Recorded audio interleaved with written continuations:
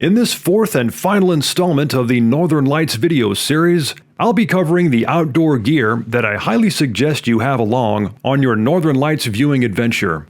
Now this video is going to be quite a bit longer than the usual 3 minutes or so, but I wanted to cover all the bases.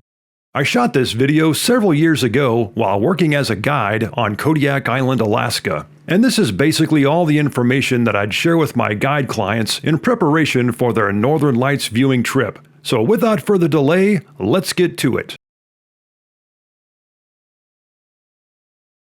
I'm out here on a late winter, early spring afternoon on Kodiak Island, Alaska. It's a fairly nasty day today, and it's supposed to be nasty tonight as well. But this week we've had an extraordinarily high aurora borealis activity, which has been great for some photographing and just viewing the aurora borealis. Tonight we're supposed to have a lot of activity as well, but again, terrible weather right now, just a very low ceiling of clouds, quite a bit of wind, and right now it's snowing a fair amount, off and on.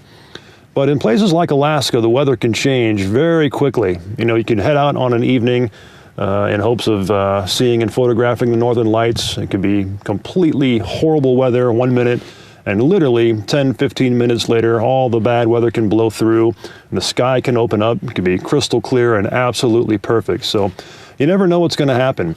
So it's always good to be prepared for any possible situation that may come up. This is especially the case if you have come a long distance to travel somewhere to see the Northern Lights, and if it's bad weather. If it's not too bad, again, it never hurts to go out and see what happens. Again, the weather could clear and it might end up being a perfect night. So what I'd like to do is take a few moments and go over with you the kind of things that I pack, the kind of gear that I bring along on a night of Northern Light viewing and photographing. First of all, you're going to want to have a sturdy vehicle. Now, if you're flying into a particular location to see and to photograph the Northern Lights, if you're going to be renting a car, make sure you rent a good, sturdy four-wheel drive car, like a Jeep or a truck or some kind of a trustworthy SUV, something that has high ground clearance, again, four-wheel drive capacity. And you might even need something with studded tires, depending on what the current situation is in whatever location you're going to be traveling to and photographing in. So first of all, make sure you've got a good means of transportation to and from your location. Of course, for all the gear and all the equipment you're going to be bringing along, it's good to have a trustworthy backpack or a good duffel bag of one kind or another, something that's sturdy, something that's fairly weatherproof. And as far as all the gear and all the equipment that you're going to be bringing along, try to keep it as simple as possible.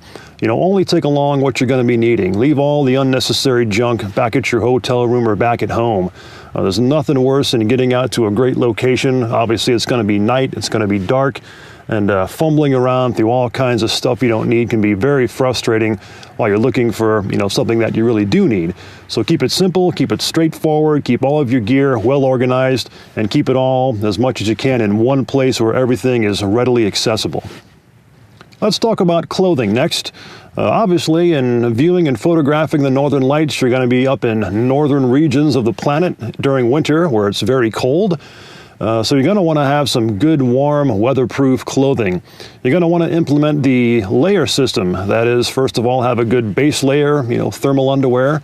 You're going to want to have a good mid layer that provides good heavy-duty insulation. And on top of all that, you're going to want to have a good shell layer, something that really protects you from the wind, from the cold, from the elements, any kind of precipitation.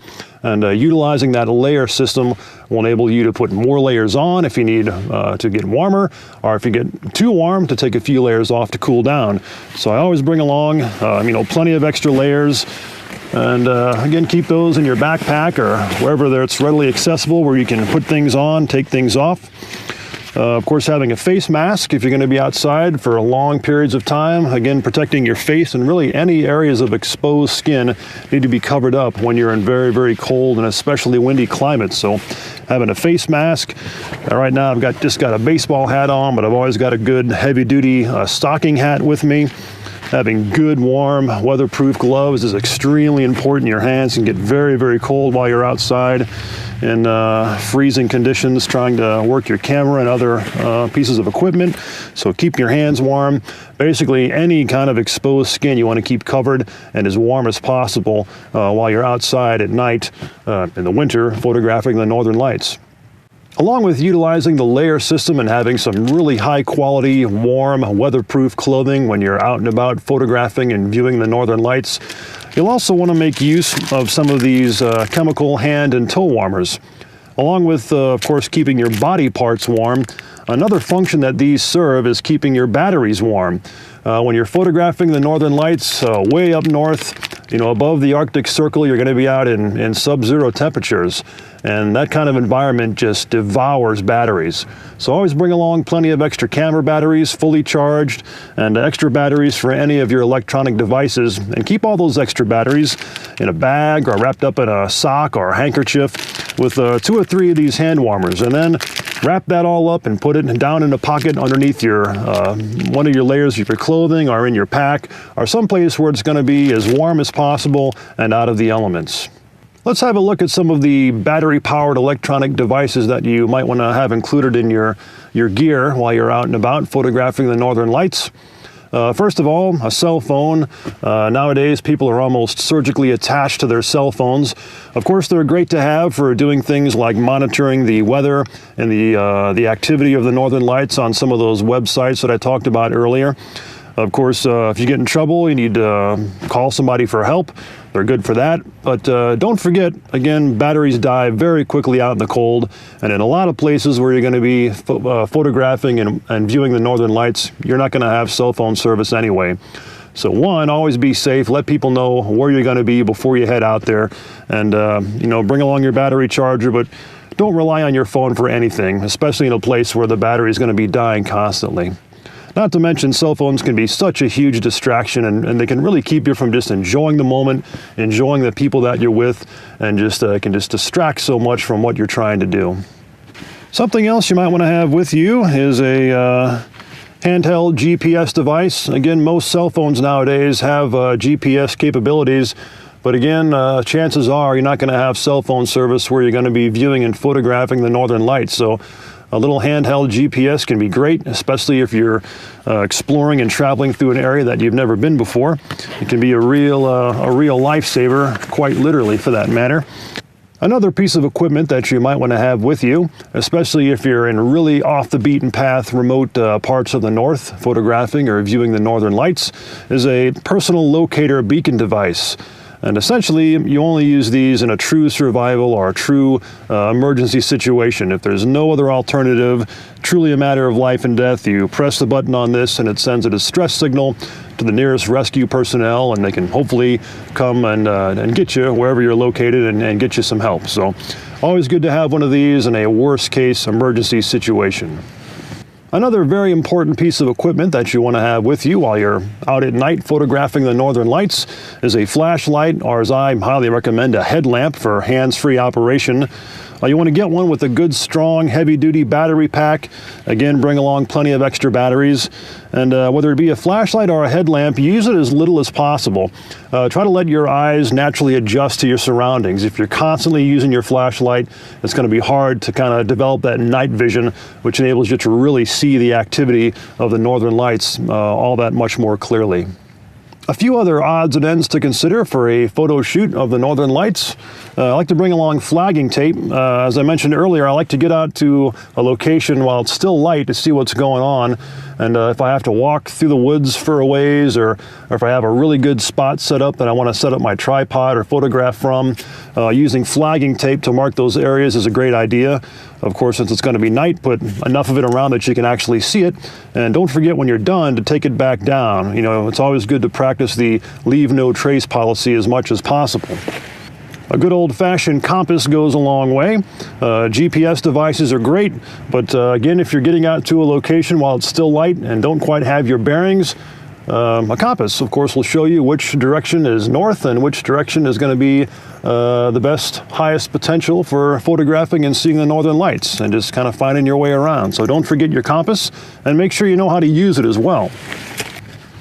A multi-tool device is always good to have, something that has a sturdy pair of pliers, a variety of screwdrivers, knife blades, scissors, things like that. Always good to have some tools with you to fix something on your vehicle, or even making adjustments on your camera, or many other things that perhaps might need some fine-tuning. So always a good idea to have a set of some kind of tools with you.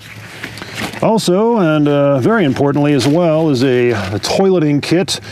You know, you're going to be probably quite far off the beaten path. There's not going to be any restrooms readily accessible, most likely, so bringing along some biodegradable toilet paper and some hand sanitizer is always a very good idea.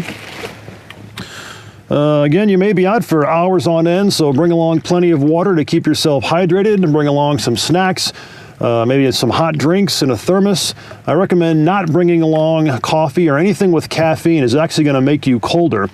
Caffeine constricts your blood vessels and actually rapidly accelerates hypothermia. So leave all the coffee and all the caffeine at home. Bring along water or hot decaf tea or something like that. Now, depending on what location you're going to be photographing from, having something for personal protection very well may be an important issue. You know, here on Kodiak Island, we have the largest brown bears on Earth roaming around, and sometimes they're active even in the middle of winter. Not all the bears here hibernate all winter long. Some don't hibernate at all, and some kind of hibernate off and on. In fact, I ran into a pretty good sized one just a couple nights ago. So, you know, first of all, you got to use your head. The vast majority of bear maulings occur when people surprise bears or startle them.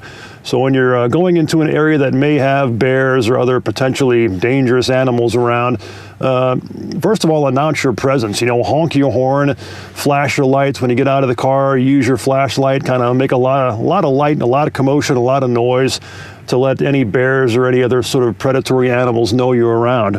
And again, along with that, it's not a bad idea if you're in that particular setting to bring along something like some bear mace, or perhaps even something of a little higher power if need be. Another device that you can use if you're going to be traveling down a trail of some kind to get to a photography location, or especially if you're going to be photographing on a beach somewhere. You know, during the winter and other times when food is scarce, a lot of times bears will roam up and down shorelines and coastlines of the ocean looking for food that the tide brings in. So another thing you can use is a proximity alarm. This little device you can set up, you know, down the ways on a trail behind you, or anywhere really where you're not really paying attention, where there's a possibility that a bear could, you know, be coming up on you without knowing it. And this basically has a little motion detector device, and whatever passes in front of it makes a ear-piercing, deafening, shrieking alarm sound, which always sends bears, you know, running to the hills. So not a bad idea to have along some sort of predatory animal deterrent devices of one kind or another if you're going to be in that situation.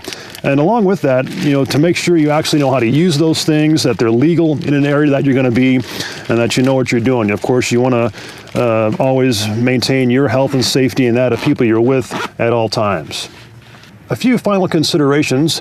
It's always good to have with you a little handy-dandy emergency survival kit. In this little waterproof box, I've got everything I need for signaling for help, for different means of making a fire, purifying water, things of that sort, making an emergency shelter. Along with that, I've always got with me some tarps, a big, thick, heavy blanket if my car breaks down, jumper cables.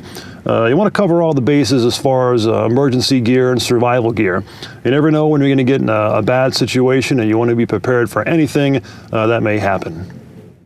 Well, my friends, I hope you've enjoyed this video series, and I hope that it's provided some valuable information that will help you plan and get the most out of your Northern Lights viewing adventure. If you'd like to see more videos like this one, be sure to subscribe to this channel and check out the 3 Minutes Outdoors website at 3minutesoutdoors.com. And finally, if you'd like to support this channel, click on the link in the video description below to find out more.